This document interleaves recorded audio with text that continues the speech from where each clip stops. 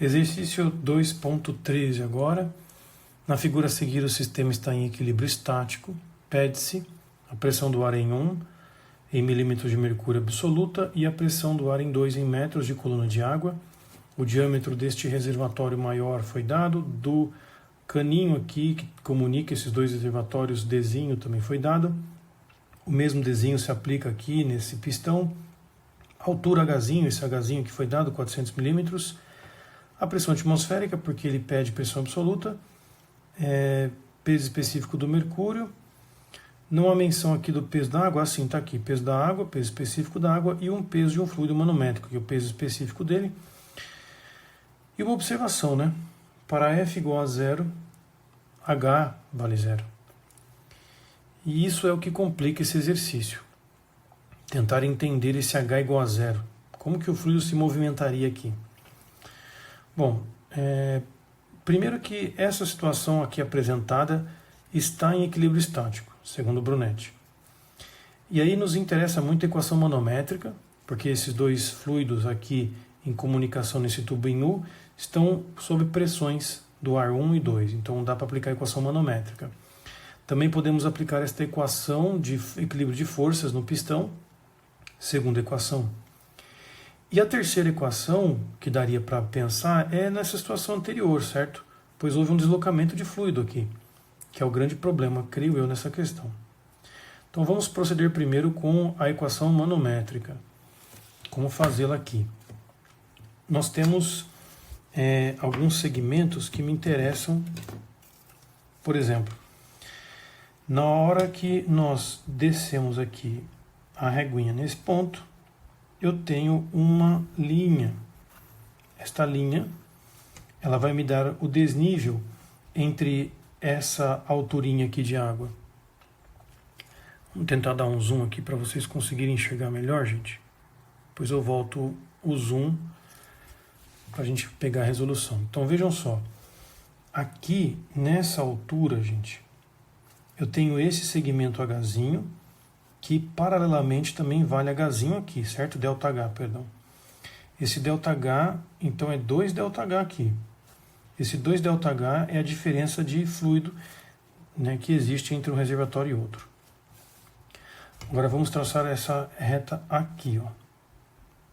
A água, nesse momento aqui, logo que sai, ou até a gente pode pegar toda essa altura aqui, ó, vamos chamá-la de Y.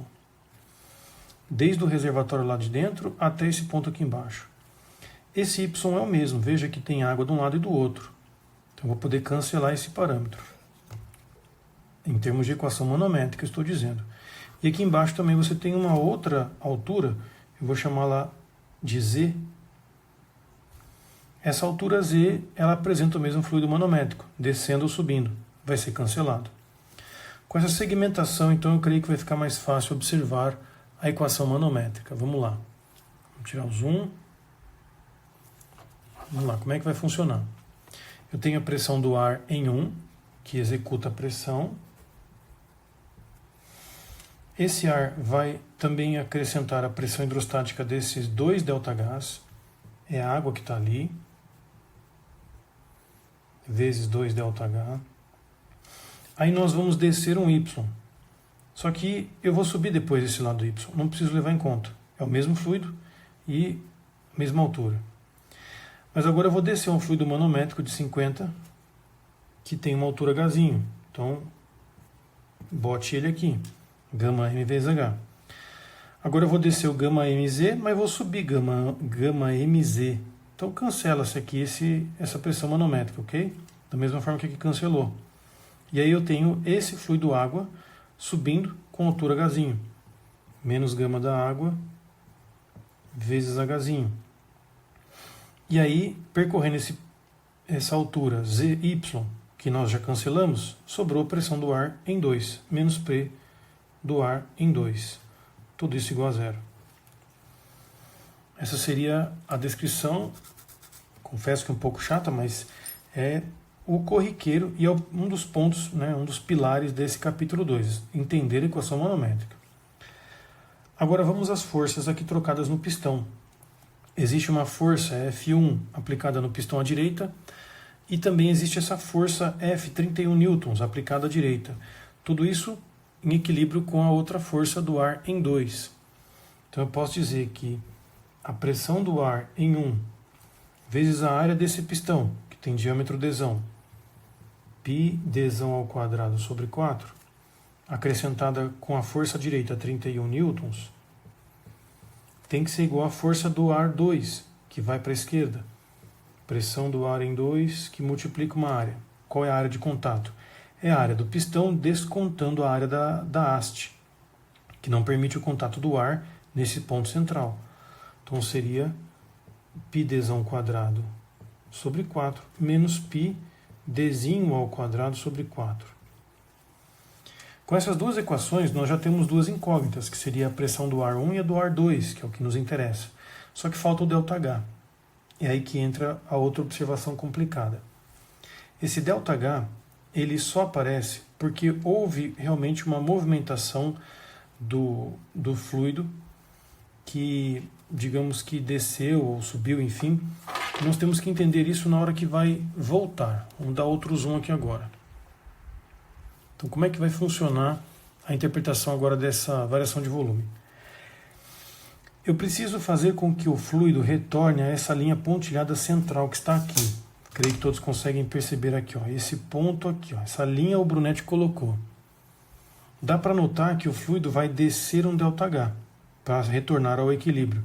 E aqui embaixo, ó, o fluido tem que subir um ΔHzinho. Então aqui eu tenho que descer esse ΔH, enquanto que aqui eu preciso subir o ΔH. Essa seria a movimentação do fluido. Mas para isso acontecer, eu preciso que o fluido água que está aqui descendo penetre nesse tubinho, fazendo com que o nível do fluido manométrico desça. Então aqui tem que descer.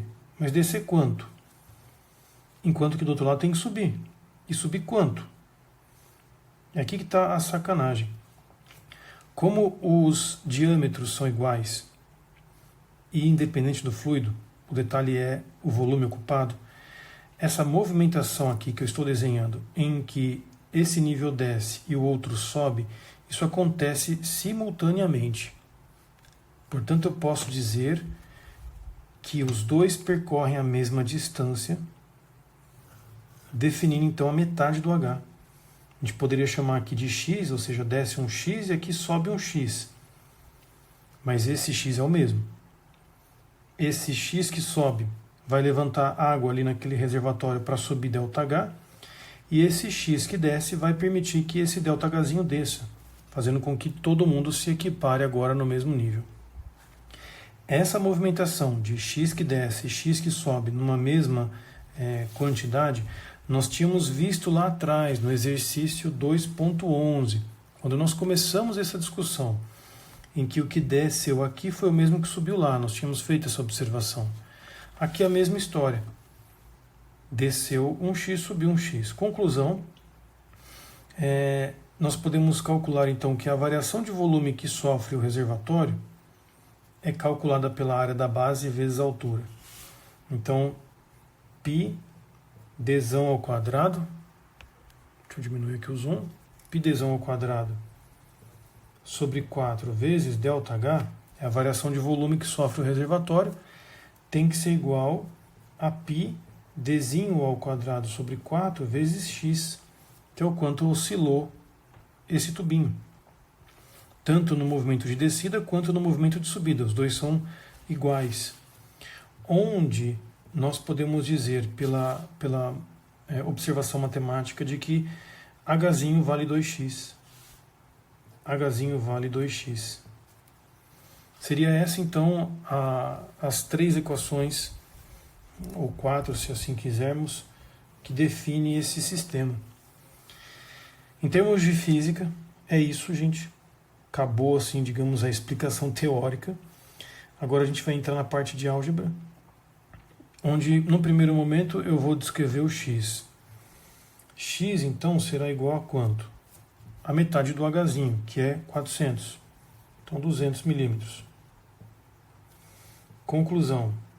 Se eu tenho o x, eu vou achar o ΔH. Quanto será esse ΔH? Corto π, corto 4, vai sobrar dzinho quadrado sobre dzão ao quadrado vezes x. Então eu vou pegar o dzinho, 35,7, dividido por 71,4 e elevar ao quadrado. Multiplicando por 200, vamos ter 50. 50 milímetros, então é o ΔH. Agora a gente tem tudo para isolar o sistema de duas incógnitas. Já temos todos os dados. Vamos trabalhar com isso aqui agora. A primeira equação, PR1 menos PR2, vai ser igual a quanto? Vamos pegar esses parâmetros aqui. 10 vezes 10 ao cubo, peso específico d'água, vezes 2 vezes 50 milímetros, que é aquele ΔH. Mais o fluido manométrico do texto, 50 10 à terceira, vezes a altura H, 400 milímetros, menos 10 10 ao cubo, vezes 400 milímetros. Tudo isso dá 17, eu somei desse lado da equação, vou passar para o outro lado negativo, então, menos 17.000, esse é o valor dessa equação. Agora a segunda equação, vamos pegar essa pressão do ar 1, multiplicar por esses parâmetros. Π, que multiplica 71,4, 10 a menos 3 ao quadrado, dividido por 4. 4, 10 a menos 3, né, gente? Pressão do ar aqui, 4, 10 a menos 3. Pressão do ar 1, mais 31, igual. Então, vou pegar agora 71,4, 10 a menos 3 ao quadrado. Vou subtrair, vou fazer uma fatoração aqui rápida. 35, 10 a 7, 10 a menos 3 ao quadrado. Essa seria a diferença dos d quadrado menos dzinho quadrado. Multiplica isso por π e divide por 4. Tem que dar 3, 10 a menos 3. Essa conta toda aqui, gente.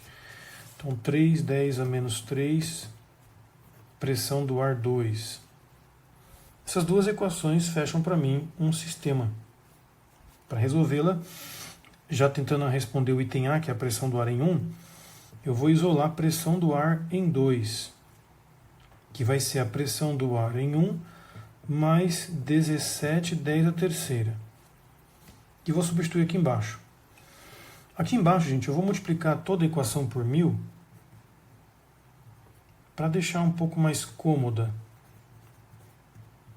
E aqui 3 vezes a pressão do ar 2, que é a pressão do ar em 1 mais 17.000. Assim a gente já consegue definir a pressão do ar em 1.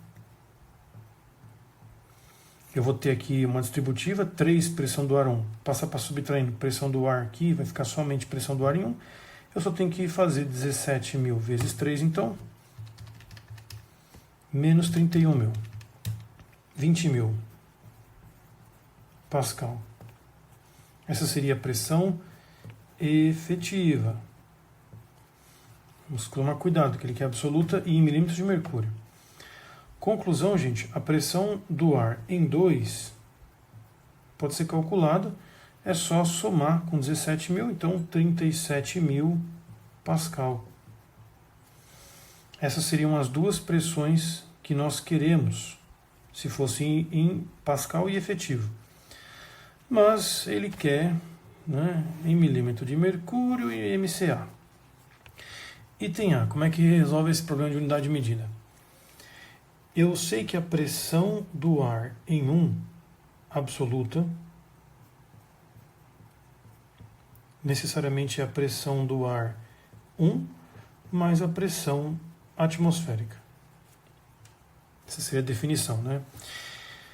Bom, a pressão do ar em 1 nós temos só que em Pascal, então eu vou trabalhar com ela. Pressão do ar em 1, vamos guardar essa equação, porque isso aqui é uma definição.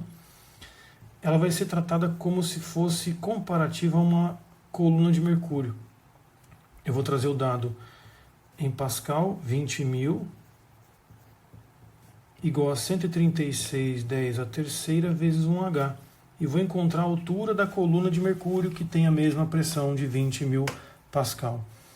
20 dividido por 136, 0,147 metros. Portanto, meus caros, a pressão do ar em 1 em milímetros de mercúrio seria 147. Como nós temos a pressão atmosférica no texto, foi nos dados 684, pressão atmosférica 684,